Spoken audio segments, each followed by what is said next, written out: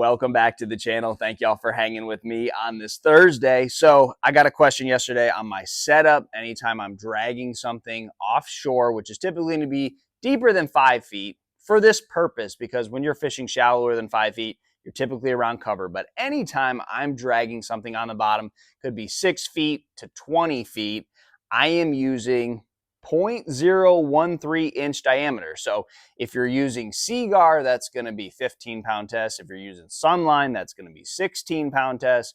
Berkeley is like 12-pound test, but 0.013 inch diameter is what I'm using anytime I'm fishing something slow on the bottom. So it's not just always going to be a Texas rig or a jig. It could also be, let's say, a slow rolled spinner bait or a swim bait on a ball head or some type of jig head.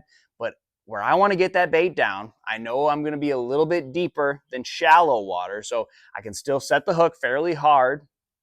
And depending on the diameter of your hook, most of the time, like this normal medium gauge or regular gauge hook, 15 is perfect for that in those depth ranges that I talked about. So if you get a jig and its hook is really, really thick, that's probably not what you want to be using when you're fishing like this. Now, what you are going to run into is some obstruction, especially on these lowland reservoirs. There's going to be stumps. If you don't have a man-made lake that you're fishing, there could be shell. So there are things that are going to be nicking your line. So for that reason, I don't go any lighter than 15. And 15 is going to keep that bait on the bottom. It's going to fall at a natural rate. So for all those reasons, it's the perfect size. Now, my rod and reel setup, anytime I'm fishing something slow, dragging it on the bottom, it's always a high-speed reel, because a lot of times you'll lose contact with your bait for a second, and next thing you know, the fish is either swimming at you or swimming to the side. You've got to be able to pick up the slack. Slow speed reel is great for when you never lose contact of your bait. You're moving your bait and you can feel it the whole way. High speed reel, anytime you're going to lose contact with your bait. And then a rod, this is as basic as it gets. This is a 7'3" medium heavy. That 7 foot medium heavy, they're all going to work really well in this situation. So medium heavy. Now, if I went up to like a swim bait with a bigger hook and I'm fishing it out in 15 feet of water, I can keep this same line, the same 15-pound test, because I'm fishing it deeper and there's going to be more stretch. There's more line out there. I might go up to a little heavier action rod, but that heavier action rod and that bigger hook in deeper water is not going to break your line. Now, this is simple, and I try to keep this as simple as possible, because I don't honestly think that I am ever going to break my line.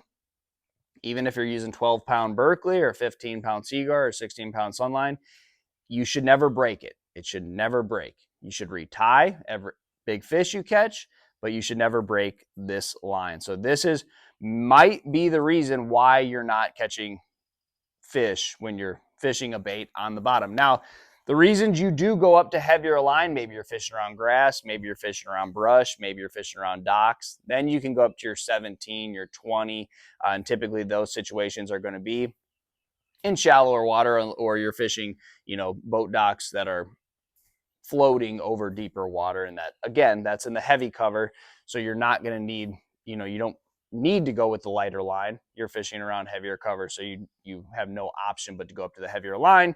And there are times when you're throwing, let's say, a lipless crankbait and you want it to fish a foot or two under the water opposed to 3 or 4 feet, then you go up to the heavier line. Same thing with the chatterbait. You want that bait to be above the grass, you go with the heavier line. But for this situation, you want the most natural fall.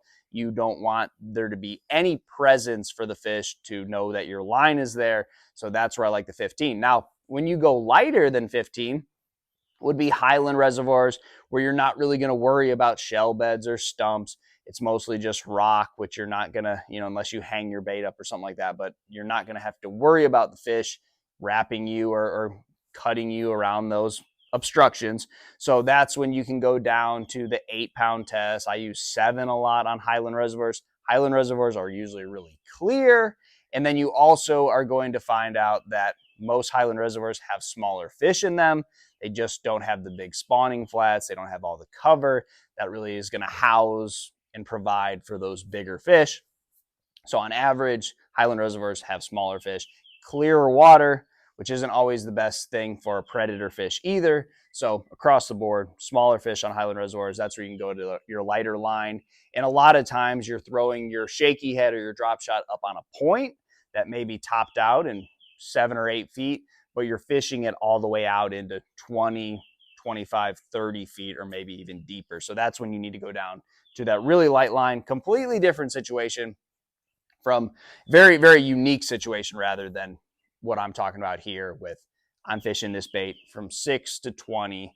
I need a good amount of strength, but I also don't want to overpower my bait that is pulling it off the bottom. So if you're having some trouble catching some fish on a Texas rig, a jig, slow rolling a spinner bait, anything that you're going to fish down on the bottom, go with that 15-pound test, 0.013 inch diameter. And I'll also say something like a Carolina rig or something completely different. You got a 3/4 ounce weight. It is keeping it down there. Carolina rig, I throw 20, 25. It's a completely different situation. Just something on the bottom, the one bait there, no leader, no weight, anything like that. Always 15-pound test. Keep that simple. You're going to catch more fish. Try that. Good luck to you, and I'll see you on the water.